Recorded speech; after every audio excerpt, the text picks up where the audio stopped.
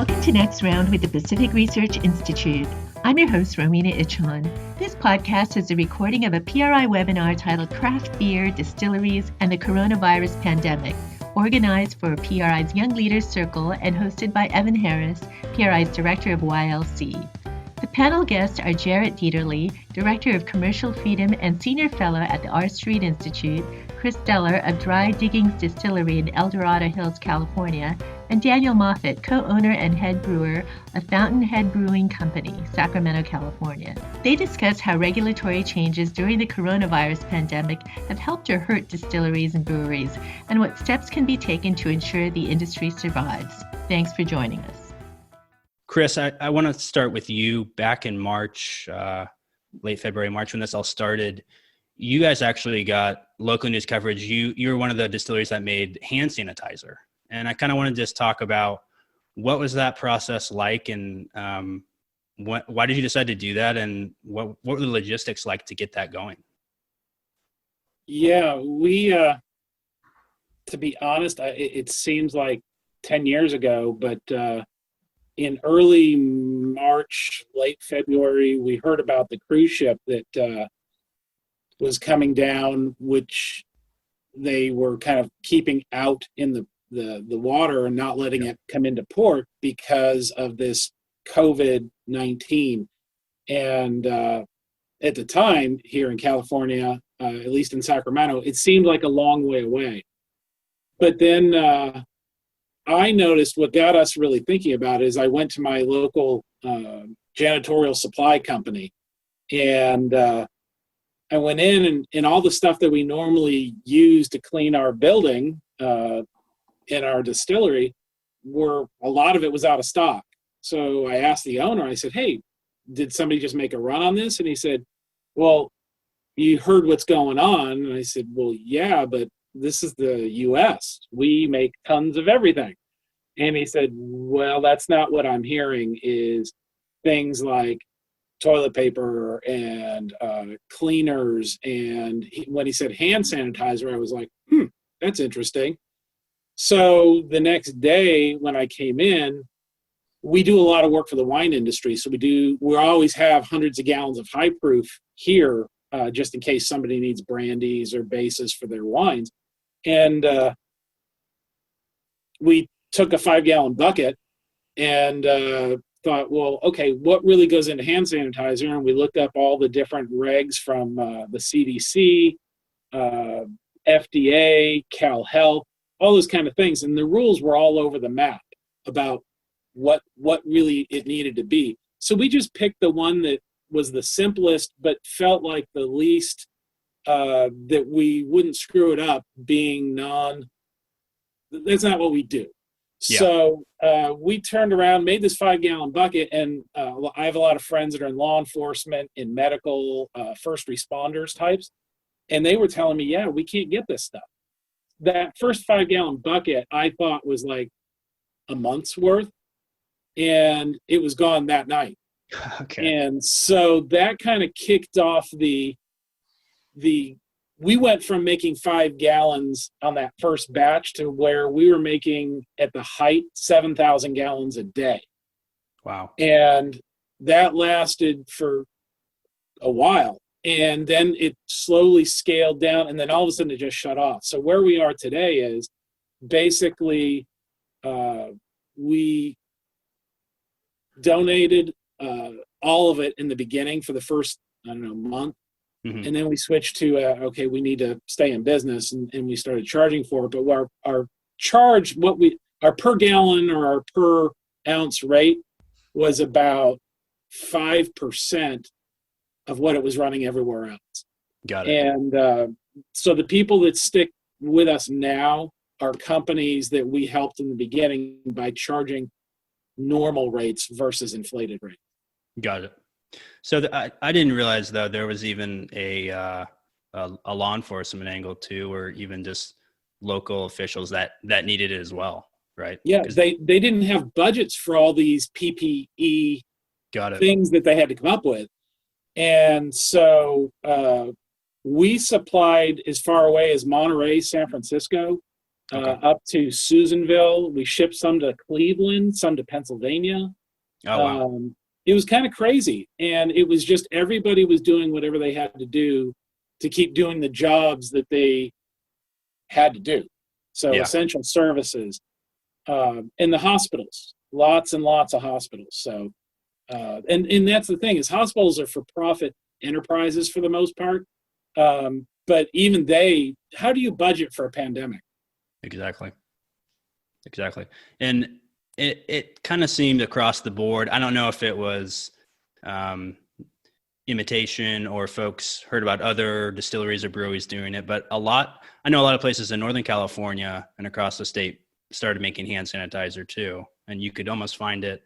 A lot of places I followed had it. Was there a collective effort? Do you think folks just realized, hey, this is the one thing we can contribute in this time of need? Yeah. So what I did, because of still being involved with the guild here in California, that's a statewide group. Yeah. What we did, I mean, when I started making it, it wasn't a gimmick or something. It was like, let's just see if there's really a need, we'll know pretty quickly. Well, as soon as that started kicking off, other distilleries were calling me saying, hey, I heard you were doing this. What's the deal? What did you do? Whose formula did you use? How did you get approvals? And so not only on a statewide basis, but nationally, we were talking across the country about, well, if you've got alcohol and you have the ability to do the correct formulation, and that's part of the problem. What's come out recently over the last few weeks is a lot of entities jumped into it that didn't know what they were doing. And there's methanol and all kinds of problems coming in. But we were also the first to be inspected in California because we asked for it, to prove that I knew that the methanol issue would become a bigger issue. And I was hearing different law enforcement or first responder agencies where they were putting some of this stuff on their skin and they were getting rashes, or they were getting irritations. And then you started hearing about people drinking it and dying or going blind or hospitalized. And that's kind of the indication of somebody wasn't paying attention to who was doing this. Because you look around, there's companies selling hand sanitizer that have no business being involved in something like that. Yeah, no, that's a good point of, voluntarily having the regulation so it's safe, obviously. So that's not happening. Yeah. And our kind of in was, well, if it's safe to drink, it's safe to put on your skin. Yeah. We're a food product manufacturer, so anything we do is going to be to protect that first of all.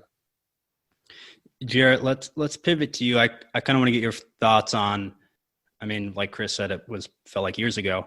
Right when this started, what were kind of some of the first regulations you saw either fall by the wayside or get updated that were maybe surprising or, helping businesses, restaurants, breweries, distilleries stay afloat?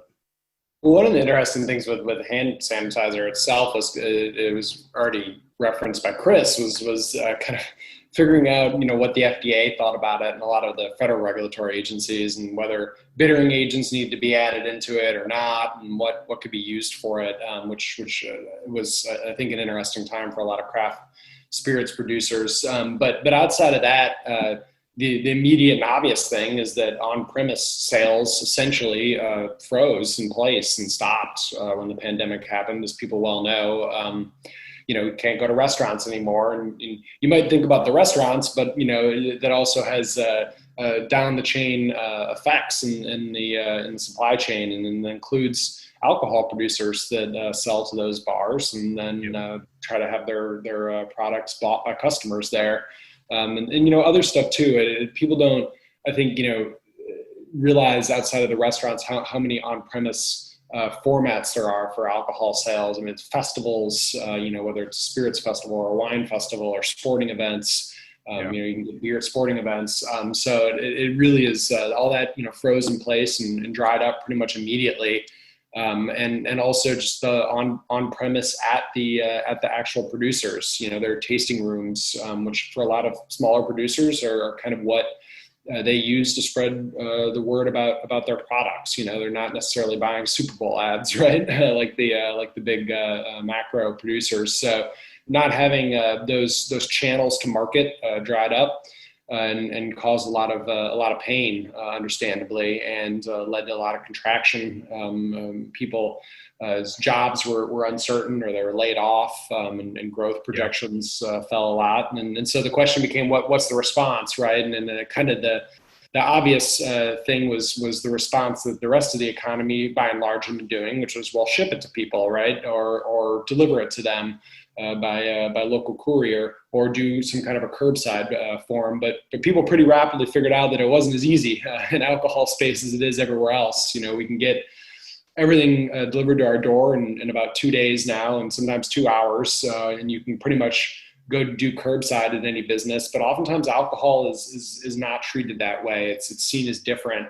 We can get into some of the reasons why and what some of those restrictions look like, but that really led, I think, to this prioritization of allowing to-go alcohol and delivery alcohol to people, and kind of set off this wave of executive orders that governors were doing that affected a lot of different industries, of course, outside alcohol, but also by and large allowed for it. And I think it caught a lot of people by surprise, because I think that it's something they never really thought about before. Why is it that I, in a lot of places, can't get alcohol delivered to me in the same way that I can get a food product delivered to me, right, from Uber Eats or something. So that's just the kind of the immediate thing that started.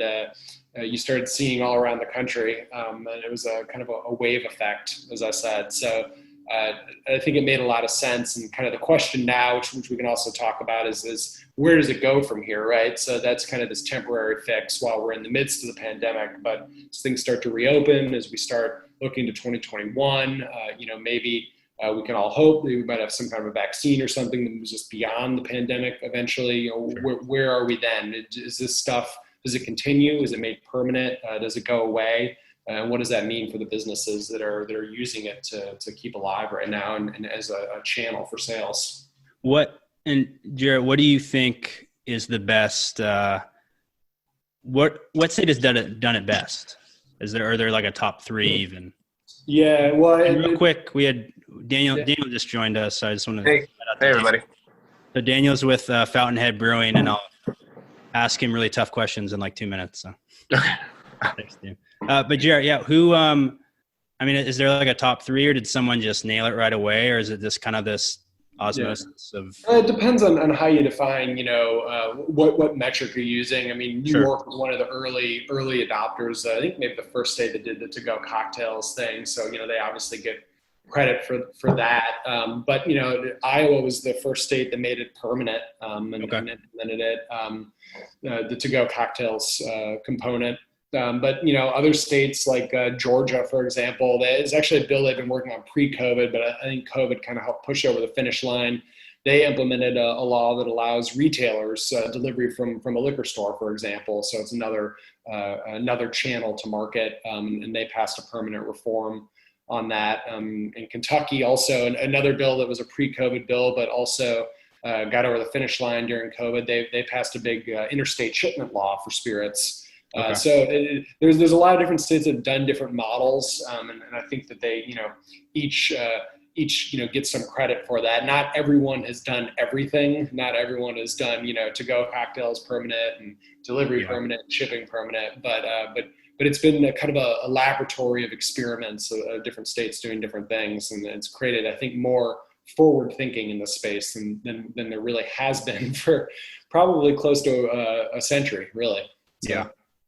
Well, I want to pivot to Daniel. So Daniel, we're talking about, right when this hit, pivots that breweries, distilleries, spirit makers were making, or regulatory changes.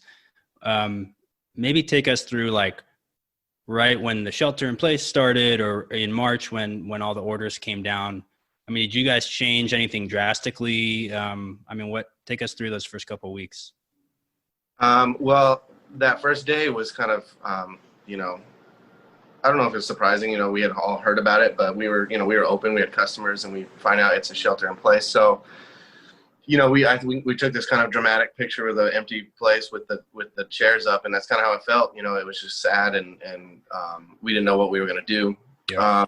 That first couple of weeks, it was like nothing, and they said to go, which helps, but I mean, that's a fraction of our business. So that was definitely kind of panic mode for a minute,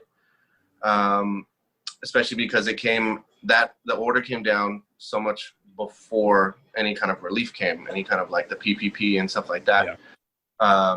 So fortunately, we are located in a residential neighborhood, like right off of the main street, and so we just have a really loyal kind of regular clientele. So until the relief started coming out, we were able to just kind of survive off of that.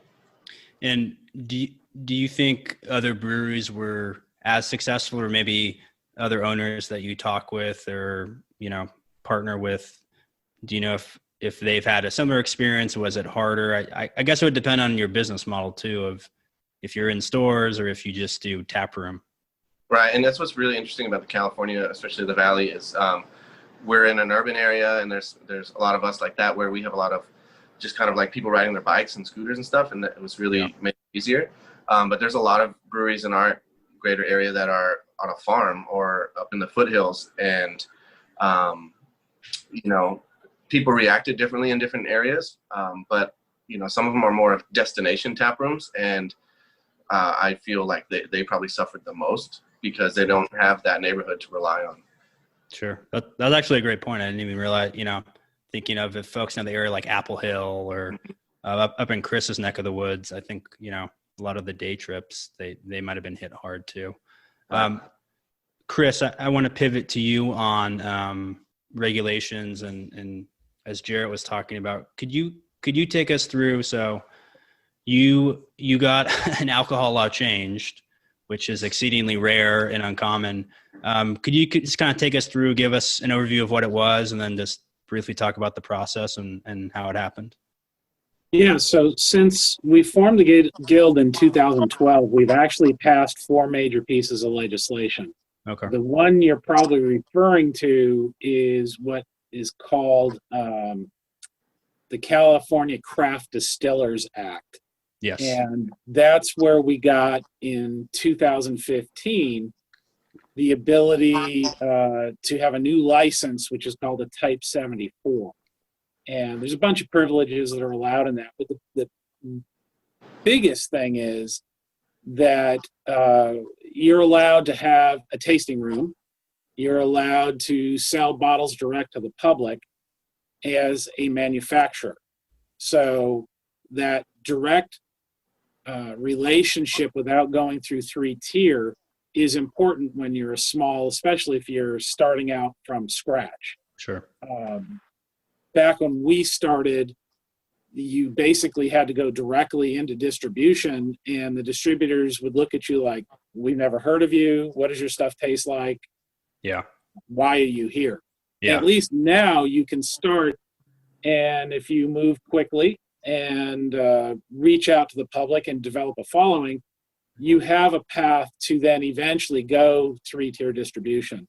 The other important item of the Type 74 is the ability to have a restaurant, because if you're only a manufacturer with a tasting room and no food, you can only pour quarter-ounce pours, and you're limited to 6 quarter-ounce pours per day, and then your sales are limited to 3 bottles per person per day.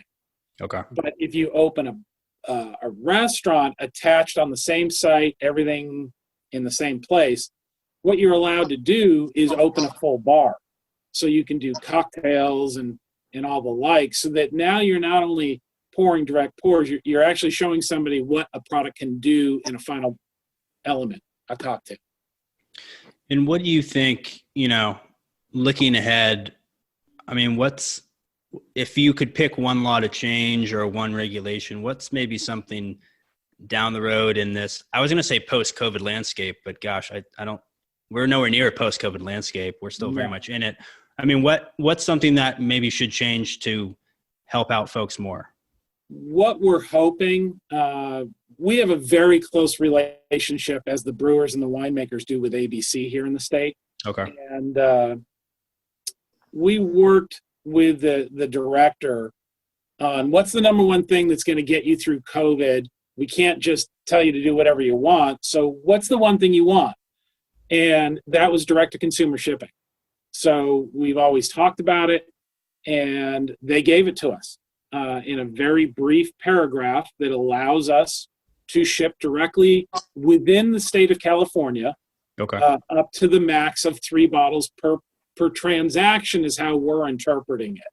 Because even if there's 2 people in a household and they say, well, they each want 3 bottles and they're going to charge it to the same credit card, that doesn't feel right. So what we do is we ship 3 bottles per person per transaction per day.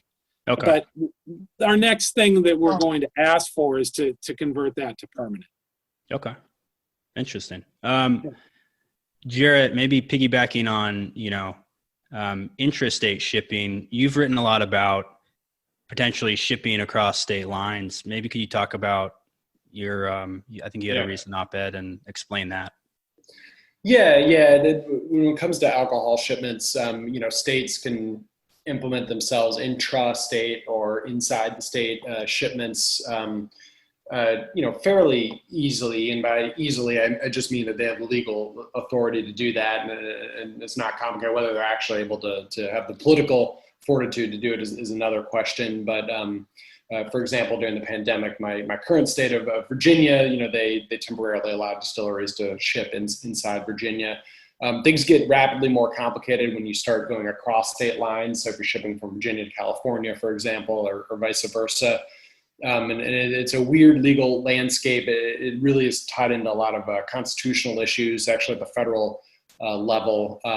About a decade and a half ago, there was a big Supreme Court case that opened up interstate wine shipments. And so it challenged a law that said out-of-state wineries couldn't ship into Michigan in that case, but in-state wineries could, and it was held to be a constitutional violation to only allow the in-state ones to do it, not the out-of-state ones to do it. And everyone kind of predicted that would create this wave of everyone shipping alcohol across state lines. But subsequently, in the decade and a half since, that decision got really narrowed. And I won't go into all the legal machinations of that, but essentially we've gotten to a situation where wineries are able to ship directly to consumers in most states. It's like over 45 now. But distilleries and beer are much more limited. And so there's been some recent examples. I referenced it earlier. Kentucky passed a pretty good bill. It wasn't perfect, but it was a bill that allowed spirits, wine, and beer to all be shipped into the state. The trick, though, is that other states need what's called a reciprocal agreement to allow the same thing for it to be able to really go back and forth between the two. So the big question will be whether more states start doing that. And there kind of is this groundswell to have more states pass these reciprocity agreements that will actually allow spirits and beer to kind of get to that same level of interstate shipment. So it's a pretty complicated issue. I do think that it's one that people are starting to look at a little bit differently, and COVID will probably help with that and accelerate that because, we have such a national economy for things like, everyone's used to pretty much being able to find any product they want on a website like Amazon and getting it shipped to their door. It's harder in alcohol. I can't go online in Virginia and order beer from Daniel or spirits from Chris and get it delivered to Virginia, right? So I think that it's going to be kind of more people recognizing that and asking why and trying to push for their states to start passing those laws. And the more states that have it, it might start create more of a network and a community of states that are allowing it. And then that's how we get there. But that's why it's so slow. I mean, it almost sounds like it's like a trade war in a way, where you're protecting your home state, but it's kind of this battle of you don't want saturation in your market from Northern California, Napa wineries coming into Oregon or something like that. So and I think that's a lot of the pushback, but really a lot of the people that I talk to in the actual industry, welcome and would want to be able to ship across state lines. So but yeah, I mean, there always is that impulse that can be at play in some of these things. All right. Daniel, I want to talk a little bit more about, the brewery model. I think, you guys and a lot of breweries that have opened recently, it is the taproom model, right? I mean, that's kind of been the popular one, gosh, the past several years. I mean, do you think that's going to change a lot as folks looking to open breweries, or as breweries are looking to shift with COVID? Is the taproom model maybe going to go away? And if this to-go ordering is going to stay, is it just going to be, you're going to be sending stuff out of the warehouse 24/7?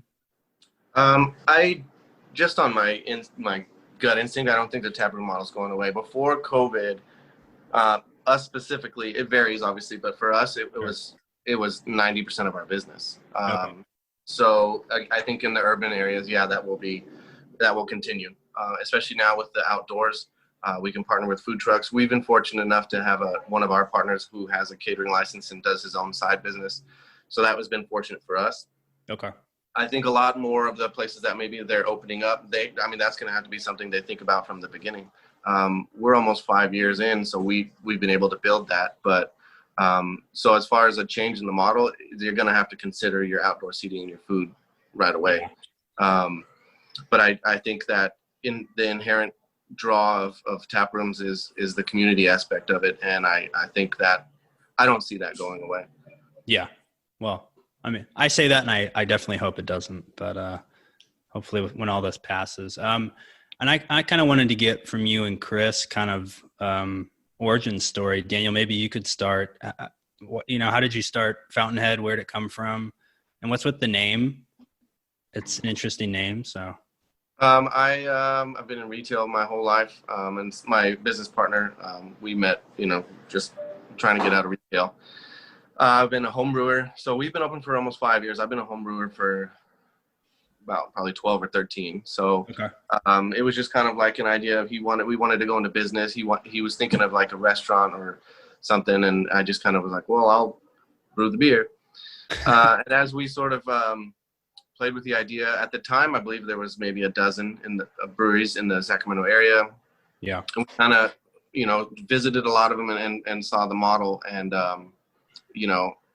opening a restaurant is a Herculean task. So it was something that was much more reachable for us. So yeah, we just his father owns the location and was ready to retire, so the timing was really right.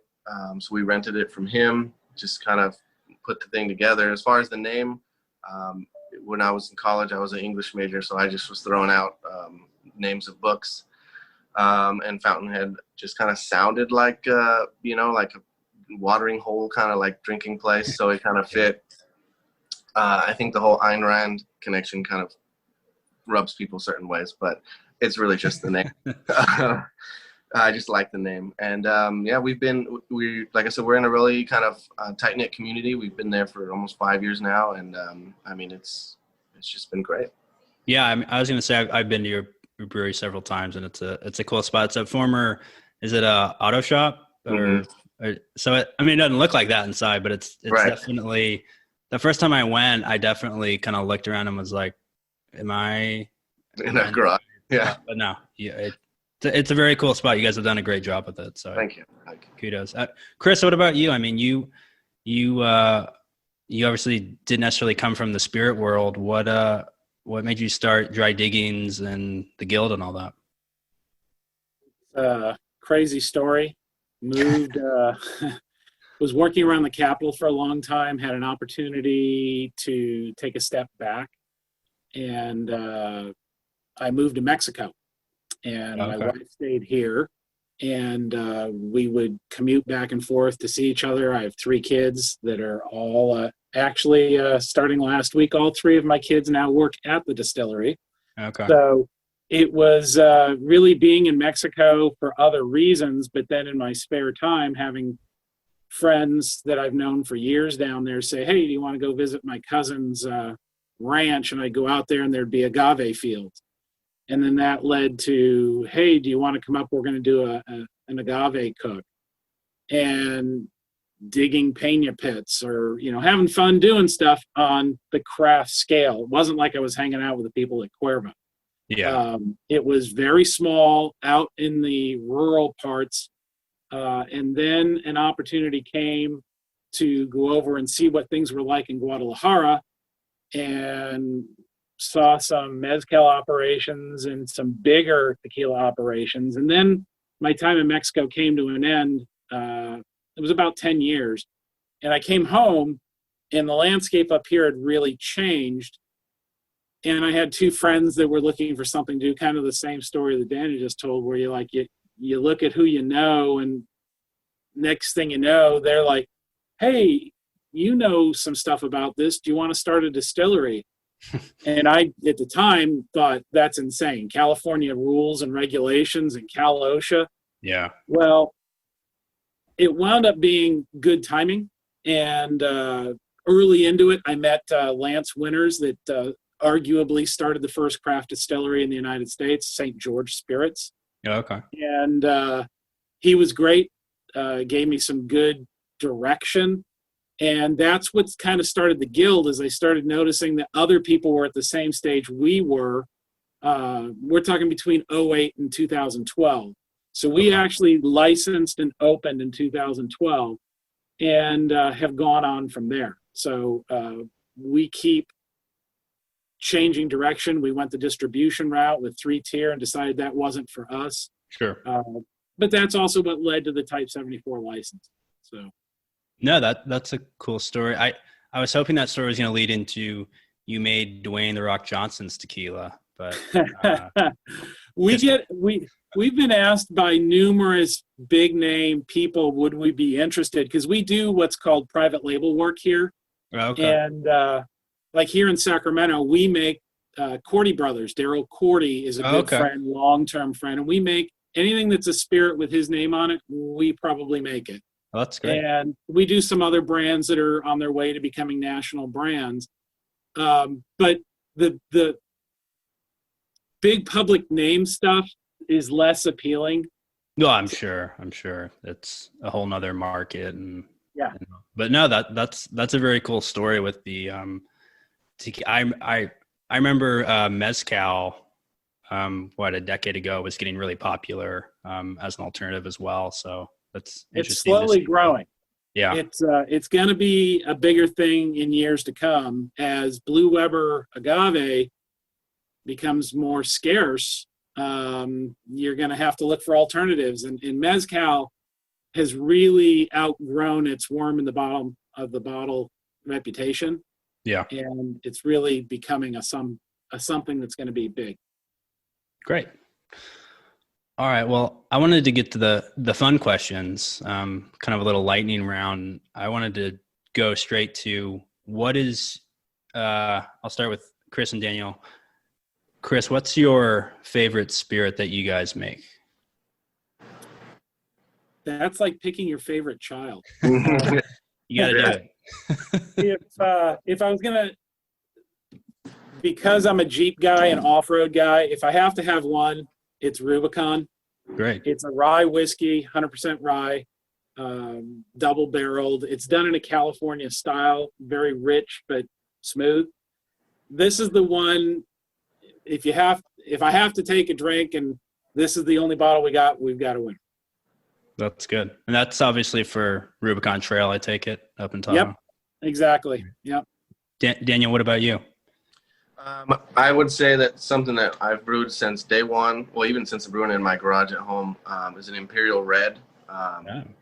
We call Panama Red now, which we don't distribute it because there's like a million Panama Reds out there. But we do, small orders in liquor stores and stuff are like a keg at a restaurant, only like on a small time basis, because it's one of those ones where if we don't have it in the tap room, it's a problem. And it's just super malty, big beer. Like we serve it in like a 12-ounce little goblet. It's one of those really rich, kind of just sit back and almost want to light up a cigar kind of beers. And it's not every day, but it's definitely a treat. And it ages really well. We'll set a keg aside sometimes and let it sit for months, and it gets better and better. So I was going to say, is it a problem for customers or a problem for you that it's not in there? For customers. Yeah, for customers. I mean, problem for me as a business owner, But it's definitely one of the questions. When's Panama Red coming back? So. No, those both sound great. Well, all around robin this, but we can start with Jarrett. Jarrett, what's your favorite beer or spirit out in your area?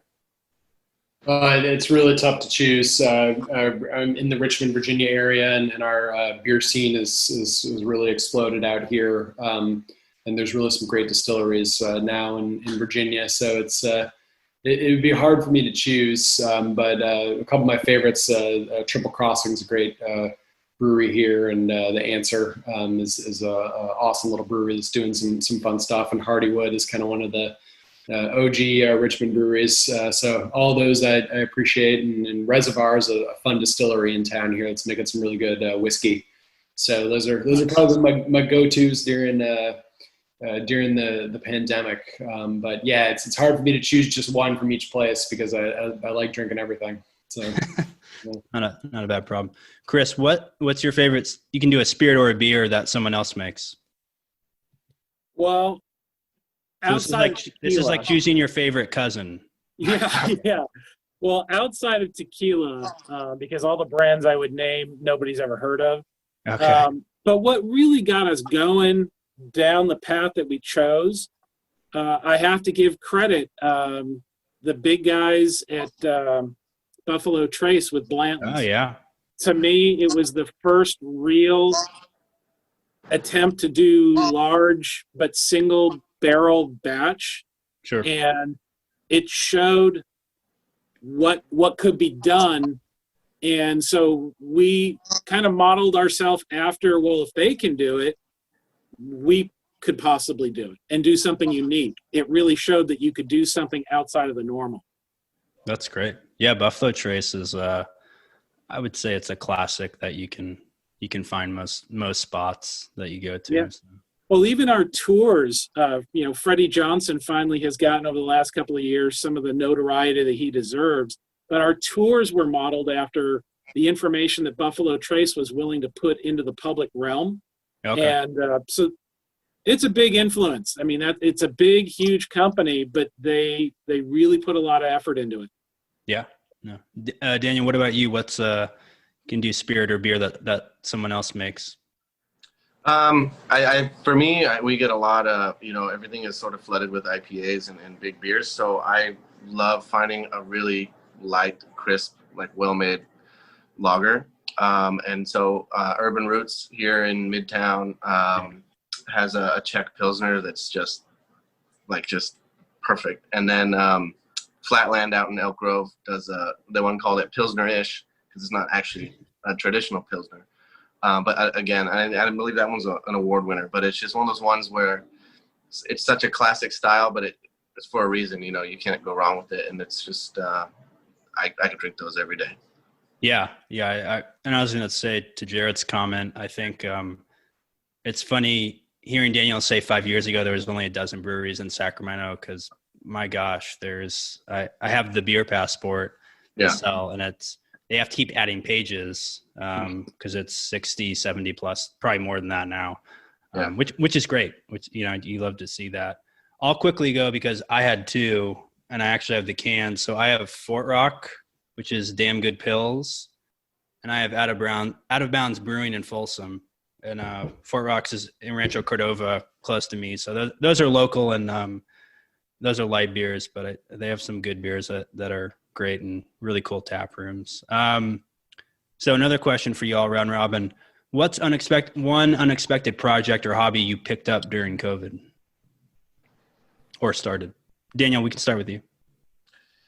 I actually work in the pharmacy industry, so my life is not that different from COVID. So I was one of those weird situations where it didn't change. So I still work all the time, and I work and brew. That's all I do.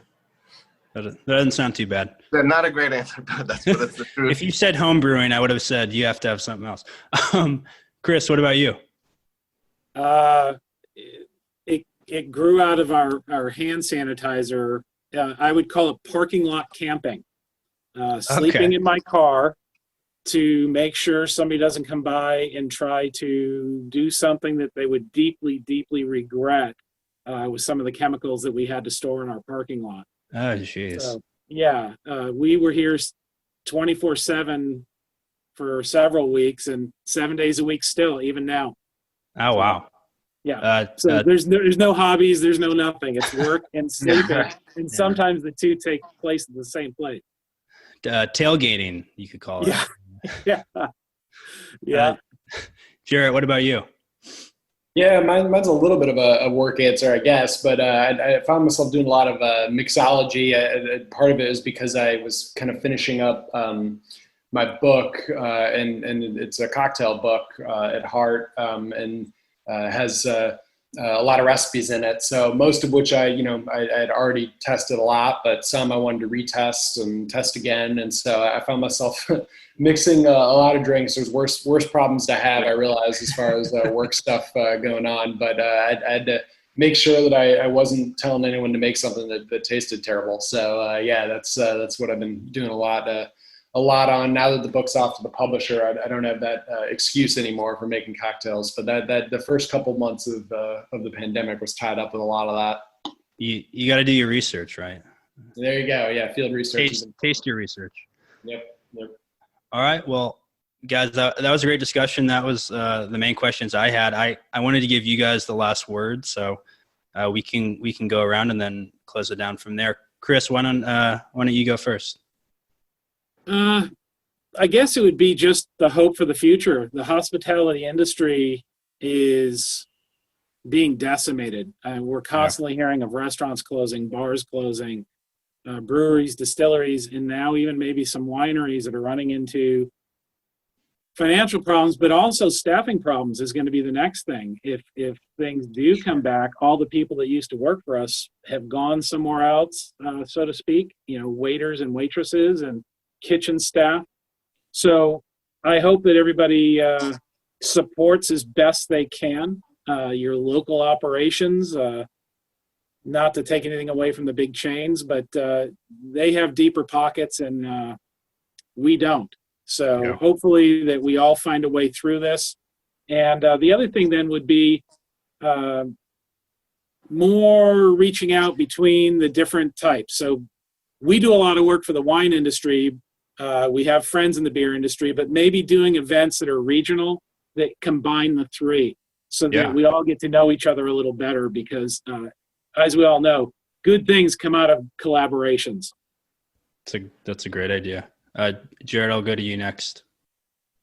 Yeah, no, this has been great. I think that it's an interesting time for the alcohol industry and the alcohol legal landscape. It's an area of the law that has changed, but not really as much as it probably should have, really since the end of Prohibition. A lot of the laws that we have are really antiquated and hangovers from that, and so. I think that this is kind of a unique opportunity to press the reset on some of those, particularly in the shipping retailing space, as far as what channels you can get your product to market and how. And so I think that's it's I guess a moment for some cautious optimism in that regard. And I think it's needed because it is a really tough time as Chris and Daniel have hit upon right now for spirits producers. So. Yeah, no, great point. Daniel, you can close us out. Yeah, I'll kind of just add, those are both great points. And so I would say, especially for our model, we're tap room based. If, people are out there and how you choose to spend your money. Again, it isn't anything against the bad guys, like Chris said, the big guys, but we literally are family run businesses that depend on our neighbors. And so I would suggest that everyone remember that, and not just our industry, but just your community in general. Yeah. And then as for other business owners, I feel like things would be a lot. We would be able to deal with a lot of these kind of things if a lot more people were involved in, your local district representatives. We don't have to always be, talking to, our senators and everything. There's a lot of stuff that happens locally. That I think we can all benefit with each other through every industry. So that would be my final point. No, that's a great point. All right. Well, hey, thank you guys. I thought it was a great discussion, and I know you all are busy.